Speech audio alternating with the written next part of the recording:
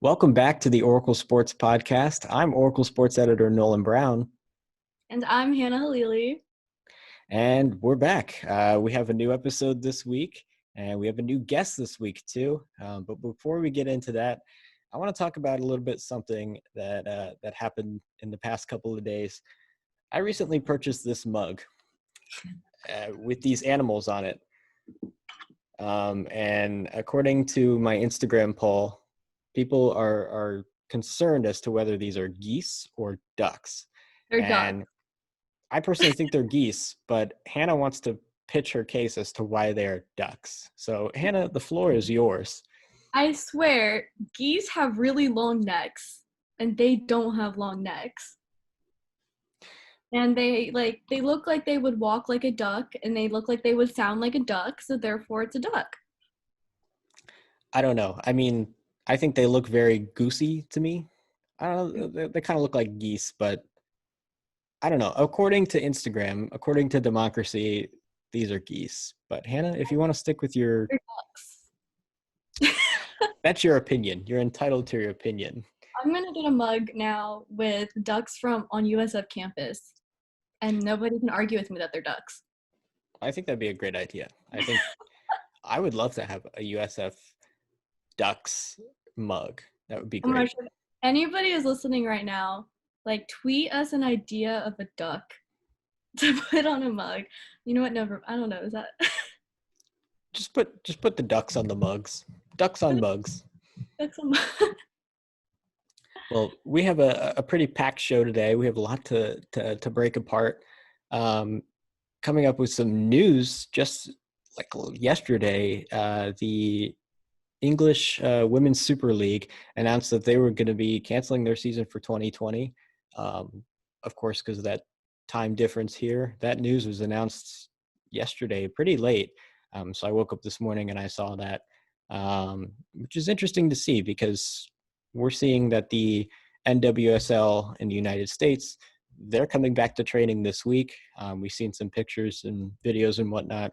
You know, they're socially distanced and all that, but they're coming back. The MLS is making plans to resume as well. It's just kind of a weird time where some sports are coming back and then we're just seeing sports completely drop like flies too. Mm-hmm. I feel like it's interesting because I wonder what the criteria is where they decide, yes, we're canceling or no, we're going to continue. And especially in Europe, because they were they were the first country to shut down. Italy was the first one to shut down before US even started doing anything. And, you know, just seeing that the US Women's Soccer League is continuing, but theirs isn't, it's kind of like, wait, what? Yeah, it's interesting. We're seeing that, especially in England, I think that things are just not yet ready to come back. And I know people want to look at these other leagues or they want to look at what's happening and say, you know, they want to instantly say, point a finger and say, okay, well, you know, they're coming back, but they're not. We got to make a decision based on that. I think also you got to look at where we are as a country. I mean, like look at individual sort of states and regions and whatnot and see, you know, where you are in a sense of where you want to come, if you want to come back. And I feel like just in England, they weren't ready. And it's weird to see that the Premier League is making a comeback too. I mean, they've seen a few cases here and there, but players are resuming the training there. But yet the women's league is going to get shut down. It's kind of a weird situation again, and you just got to look individually at it. Yeah, for sure. I don't know. But I'm itching for it to come back, all of it. I want it to come back. Yeah, definitely. I know we've this podcast was kind of bred out of the sense of, you know, we need to bring sports back in a way, and we're seeing some interesting sort of changes and things. And I want to talk a little bit about the NHL and how they're trying to come back. That they just said last week that they were planning on having 24-team format for the playoffs, which is really weird considering that, you know, there are 16 normally. Now you're adding 24. Now you're going to make it conference-based. We talked about this later on with our guest, Kenny Weightman, former captain actually, I guess maybe still captain. He kind of dropped a little nugget of information for USF hockey, so we'll get to that later. But um, Hannah, what's your take on that? I mean, it's going to be interesting to see how that's going to shape up and how teams are going to keep certain forms and what's going to happen if you add now 24 teams into a playoff instead of 16. Yeah, for sure. Well, we kind of talk about this too later, but it's kind of just changing the whole dynamic of the sports, of just sports in general. And then we just look at the NHL and just the changes they're making because of this. Is it worth keeping it if it's going to change this much? And sports have been such a large part of our culture, and we've grown up with it. We've played it since we were kids, and now they're changing it all of a sudden. You know, I don't know how I would feel if they're just changing it, and is it even worth it to keep watching and keep continuing it? What if it changes like this for the rest, like forever?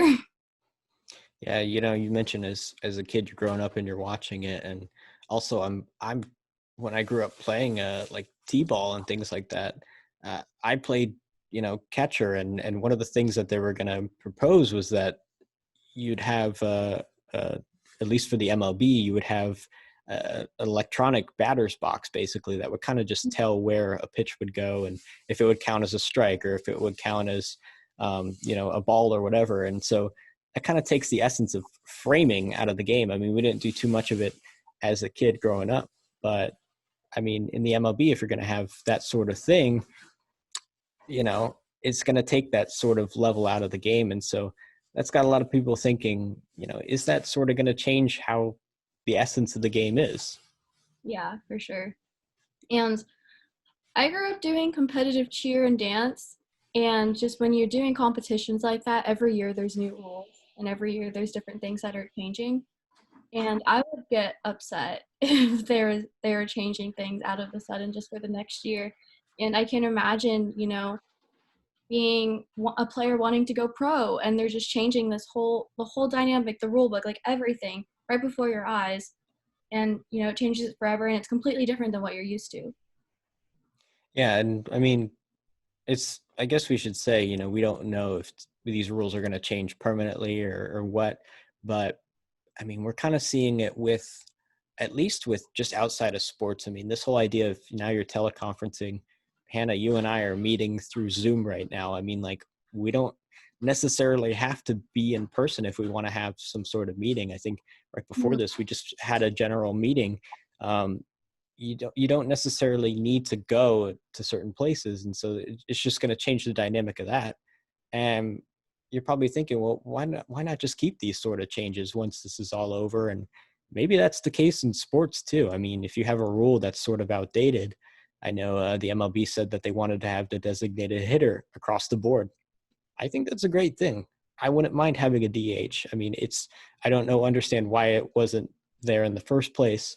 I mean, actually now in this modern game, but I mean, things like that, it's like, well, is this going to make the game better or is it going to make it worse? And, can we just implement it for permanently basically? And so like you make up a good point by saying as a kid growing up, at least now it's like, are these sports going to change to some format? I mean, once they all come back. And there's two sides of it that I see because technically, as a society, as humans, we're supposed to adapt to new changes. So, in some sense, it's okay. We have to be adapting. And, with society in general, we have all these stickers everywhere, 6 feet apart. And you can't go in the grocery stores now without every 5 minutes hearing, please social distance. And keep that in mind. And now masks are a new fashion trend because we're forced to wear them. And, we're not necessarily going to be happy with these changes, but it's something we have to do. And, but in a sense of sports where, is it worth it? That's just the biggest question. I wonder what all the athletes and just people who grew up with it and are part of, family traditions and culture and just what are their take on it? Are they going to continue to adapt or is it just not worth it anymore? Yeah. And for a lot of athletes, and especially with our guests who we have coming up later, you want to play the game that you grew up loving. And, if that's going to be different, where does that kind of, you find a balance of, am I going to play the game? Am I still going to enjoy it? It's also trying to keep people safe as well. And we understand that, but is it worth it to rush these sports back in? And I'm sure, you have economic changes, and you need sports back, basically. I mean, in terms of, there are a lot of teams that are losing revenue because of it. But also there are people out there losing their lives still. And so I think, I want to bring up Troy Deeney of Watford in the Premier League. I mean, he said something along the lines of, "I don't really care if I go broke. I mean, there are people still dying out there, and we're trying to think about sports coming back." And I think that's really interesting to hear, an interesting perspective. It's like, is it ready to come back based on all these factors? If you want to change the rules, if you want to enforce, social distancing and whatnot, and the fact that there are people, still dying, is it right to bring him back? Are you, how do I say this? Are you willing to do all these different changes for the sport you love, or will you just not love it as much with the changes? And I think that's going to be something interesting we see with the outcome of this pandemic is, are we going to see athletes returning back to the same sports? What if they realize that it's just not the same anymore? A lot of people are taking breaks and realizing things and learning things. And, we're all coming out as different people. I feel like we're all changing and evolving. So it'll be definitely interesting to see how sports in general is just going to be changed. Yeah, we'll have some eyes on next week, because the NCAA announced, I think it was about a week ago now, that they'd be allowing voluntary training to resume on June 1st, at least through June 30th, I want to say. So that it's kind of like a test run, basically, to see. I'm not sure if athletes will openly be jumping on the chance to. I'm sure there's going to be a lot who are, but again, it's not going to be enforced or anything. So it's just a way to get athletes kind of back into the swing of things. And so it's almost like the guinea pig, trying to get campuses back open, Mm-hmm. get sports coming back. I mean, that first step, as we said before, is you got to get them training again. And I feel like this is a giant leap, and there's a lot of sort of careful pieces that need to be put into place in order for this just not to, the bottom of the cup to fall out, basically. Yeah. What's interesting too is thinking about a second wave, the potential of that. And, we're starting to open up things back again, slowly starting to introduce sports, training. The idea of wanting life to get back to normal is still in everybody's heads. Like, when is everything gonna go back to normal? And we don't know that. And that's so crazy to think. And, having the NCAA being allowing athletes to start training again gives us this, little sense of hopefulness that, oh, it's going to come back soon. When also you can think that it could be taken away again just as quick. So within the next couple of weeks, we'll definitely have to keep an eye out and see, where the trends are leading, and even if it is going to be coming back to normal. Yeah, and we're all definitely hoping for it to come back to normal. But I guess this is a good transition to our guest this week. He's definitely hoping hockey comes back in some ways. Our guest this week is a former Bull, Kenny Weightman, former captain of USF Hockey. Kenny, how are you? I'm doing great. Just trying to stay busy during the quarantine time. I've heard. I first like to just start off with, how have you been doing, and what's been keeping you busy, basically, during this whole thing? I've been doing pretty well. It stinks we can't get on the ice. I mean, everything's been shut down, so you can't play that. But the golf courses have still been open, so I've gotten to play golf, which is cool. And then I'm doing a summer class right now, so that's keeping me busy. And then just some other like personal hobbies and stuff like that. Like I like tinkering with like little electronic stuff. I'm an engineering major, so that type of stuff interests me. What's the coolest thing that you've tinkered with and that you've made in this time? So if you see, you can kind of see it right there, that little guy looking thing. Oh, yeah, yeah. Yeah, so that guy, he has like a little computer microprocessor inside of him, and it's connected with a microphone, and it listens to music, and then it'll bop its head to the music, and then that little square on the front of him, it used to have like a little LED board, so when the music was going, it would like flash with the music. So See, that is way over my head. I mean, like, I look at that kind of stuff and I think I cannot do that at all. And if you could just give like a little bit of a crash course as to how you put it together. So I took a class this past semester called Make Course, and it's all based on Arduino, which is like it's a little microprocessor controller board, and you code it in C++, and then you tell it if it hears music, then pop the head and stuff like that. And you just upload it through like a little USB wire to the little board, stick it inside them, connect the motors, and you're good to go. I love how you can just explain that like it's like nothing. It's really not that complicated once you like sit down and someone's teaching it to you, so it's not that bad. I think it's oh, sorry, go ahead, Hannah. I honestly, you know what? Keep going. It's all good. Okay.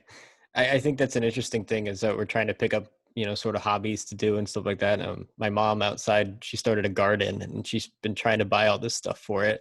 And so I've been, trying to help her out. And I was like, what if we like put it in this light and things like that? So I've kind of picked up gardening a little bit. Just wanted to share that. Nice. What have you been planting? So far we have a couple of herbs and some like little plants and stuff like that just outside. So just some flowers and whatnot.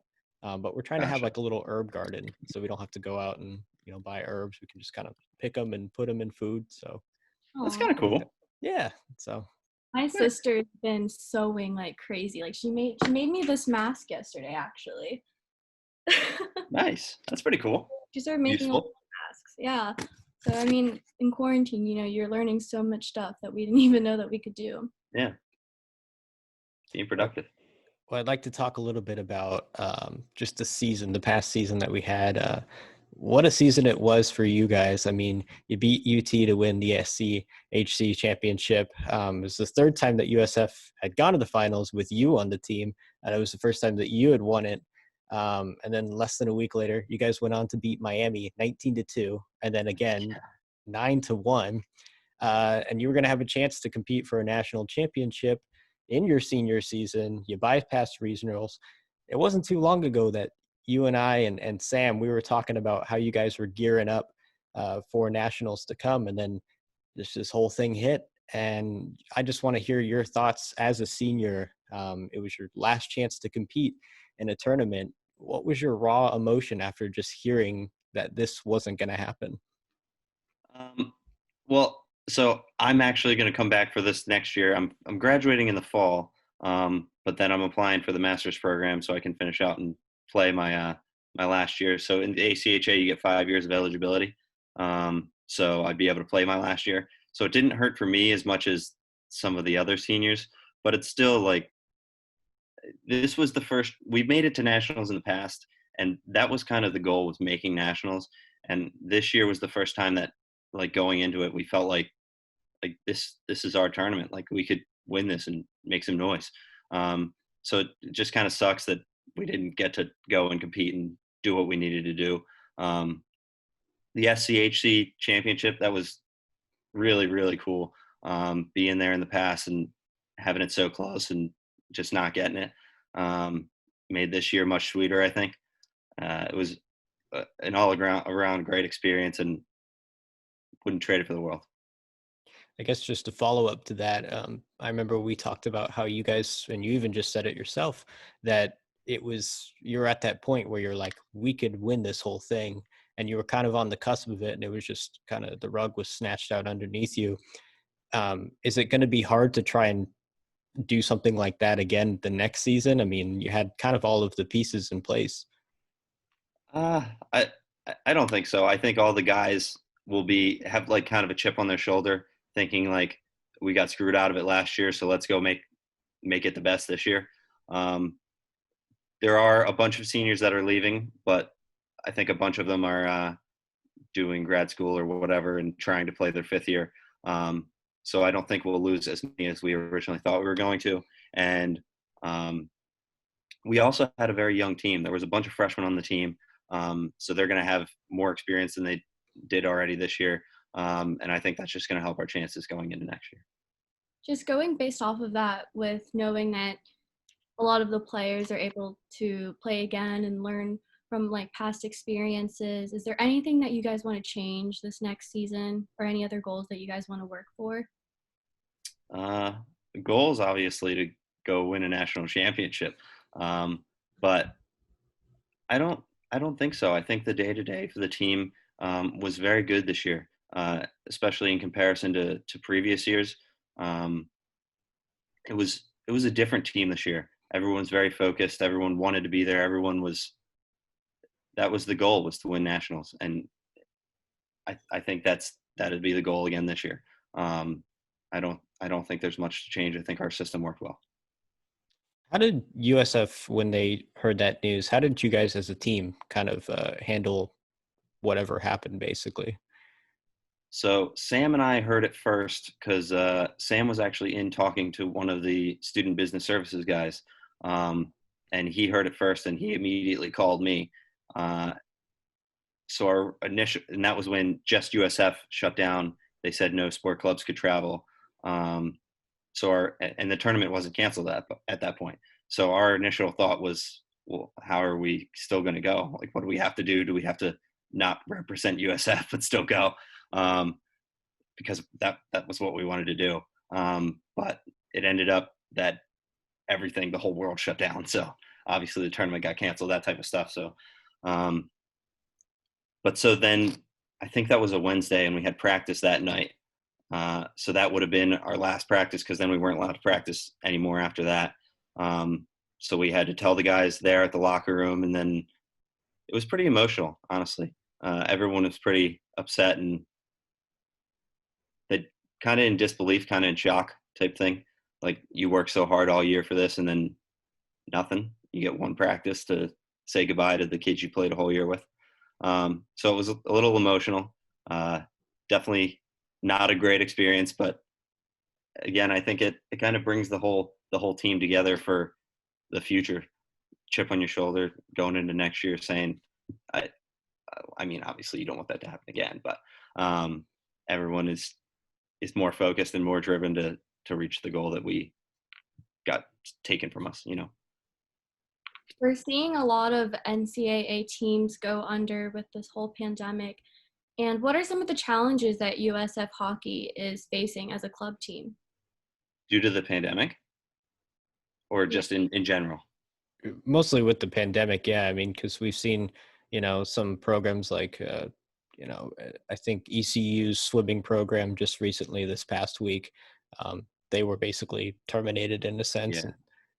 Um, yeah. So we haven't heard any news like that. We haven't had to face anything like that yet. Knock on wood. Hopefully, we won't have to. Um, the sport clubs program and student government does a very good job, and they're very generous for giving the amount of money that they do to us to help support us. Um, they certainly don't fully fund us, but without them, I don't know if we would be able to run the way we do.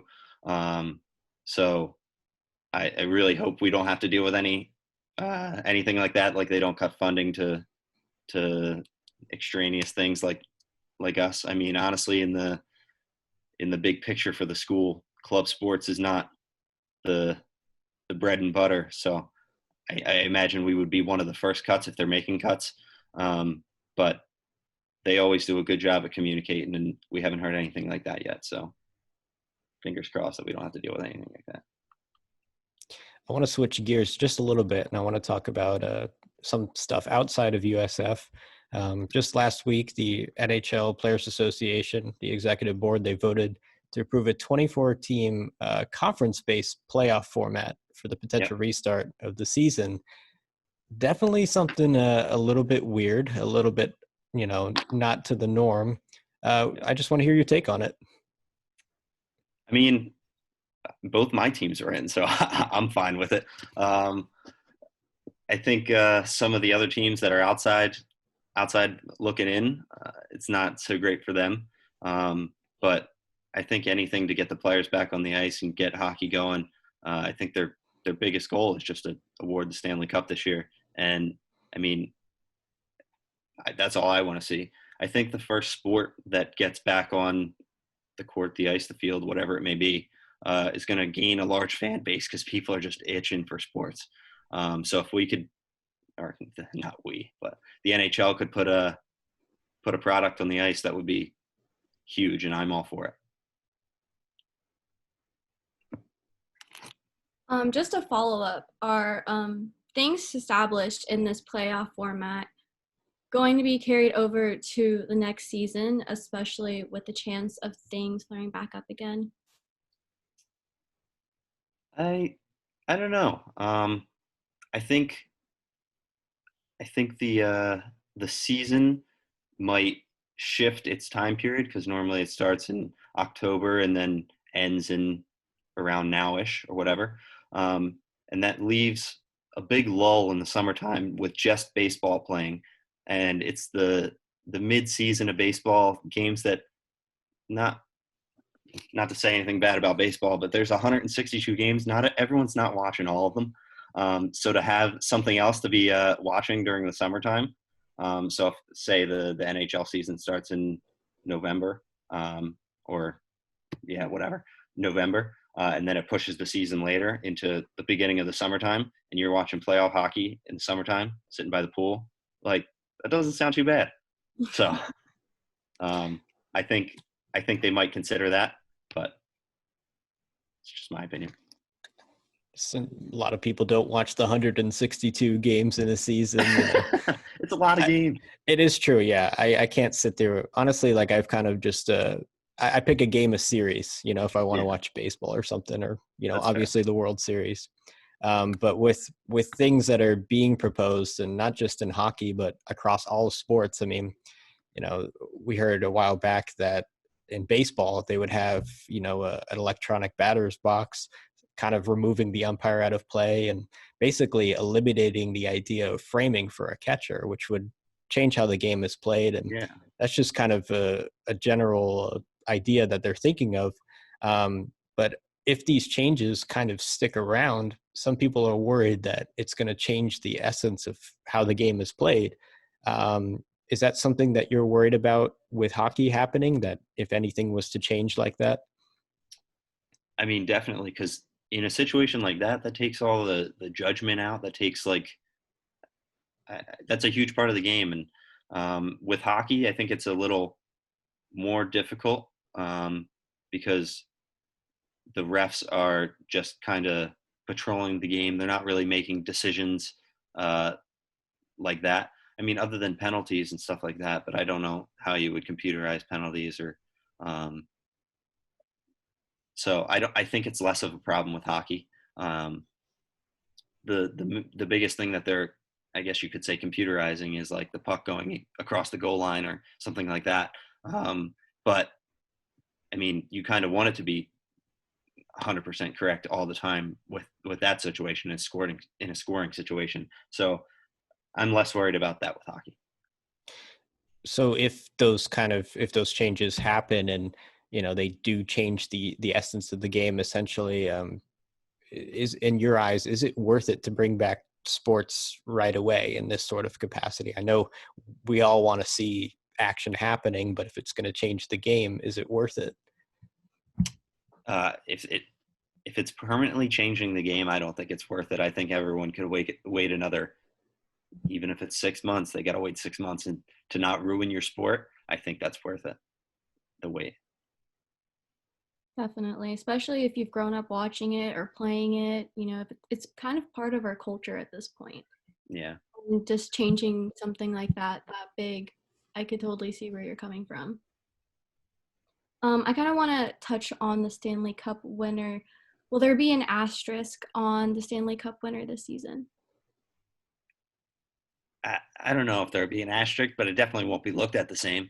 I mean, even any situation that happens, it's not going to be looked at the same as if everything went according to plan. So in my eyes, they won the Stanley Cup. They won the Stanley Cup. I wouldn't, bash them, or I wouldn't give them any grief on social media, like I'm sure they're going to get. But there's definitely going to be people out there, like purists, that are like, oh, this is not even worth giving out the Stanley Cup because it's not the same and stuff like that. They didn't have to work as hard, or it, I disagree with those people, because they work just as hard, and maybe if not harder, because now they're been sitting around for 3 months. Now they have to go get back on the ice and try to get their legs back under them and play at the caliber that they were playing when they were playing every day of the week. It's not as easy as it sounds. So I know you said that you're planning on coming back for a 5th season, and I mean, we're pretty excited about that, but obviously the goal is going to be a national championship. But other than that, what are your aspirations for the season ahead, at least in your eyes? I'd say I'd like to win the SCHC again. And I'd like to not decline, if that makes sense. We started out the year a little slow, and then we kind of got the ball rolling, and obviously the season ended the way it did. But I would really like if we could not have that slow start like we typically do, because in years past, I think the first year that we went to nationals, like ever, we started out like 1-10. That's not very good. So if we could just even cut that to, like, I don't know, 5-5, and then we do what we did with the rest of the season, then we're a stellar team, So if we could eliminate the slow start, that would be my biggest goal. If you look at, oh, go ahead.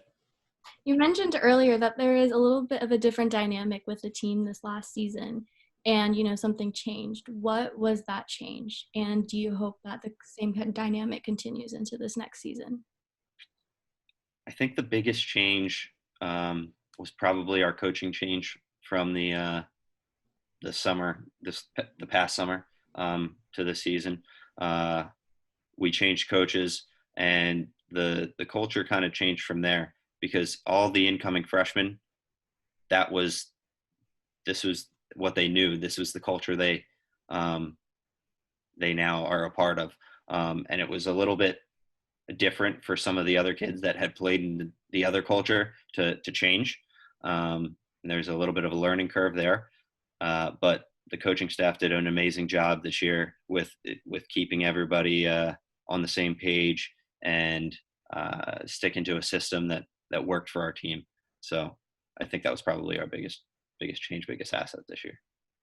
If you look at just the team as a whole, I mean, you guys have just kind of had this rolling popularity. I mean, you guys got Michael Kelly to come out to a game, and a few people, and we've just seen that ice rink just completely filled at times. And where do you see it going next? I mean, do you think that there are going to be just more fans that are going to want to jump on board with this next season with a promise of, this kind of comeback tour, basically? I sure hope so. Our social media guy, Sean, he does a fantastic job. He does all of the technical work, running our website, doing the social media, doing the jersey sale, doing anything that you're seeing on your device.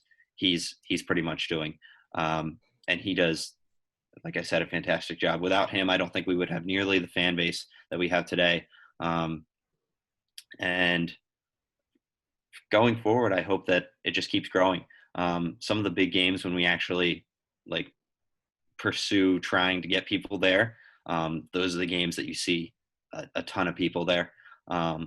So if we could have people spread the word and not have it be only select games that are full like that, that would be the next step, I think, and just having a consistent bunch of people there. That's pretty much, yeah. Well, that's a good way to end it. I mean, we're just super excited to see you back out on the ice again. And now that we hear that you're coming back for a 5th year, I think that's going to be a great thing for the team. So we're excited for it. I want a victory lap. Definitely. Absolutely. But we're excited for USF hockey. We're excited where they're going to go next. And Kenny, all the best to you. Thank you so much for joining us. I appreciate you guys for having me. This was a lot of fun. Joining us this week, and we're hoping to see you next week. Again, I've been Nolan Brown. And I'm Hannah. And remember, if you guys have any thoughts or any questions, tweet us at USF Oracle Sports on Twitter, and we'd love to read what your guys' thoughts are and even get featured in a future episode. But yeah, I'm Hannah, and we'll see you guys next week.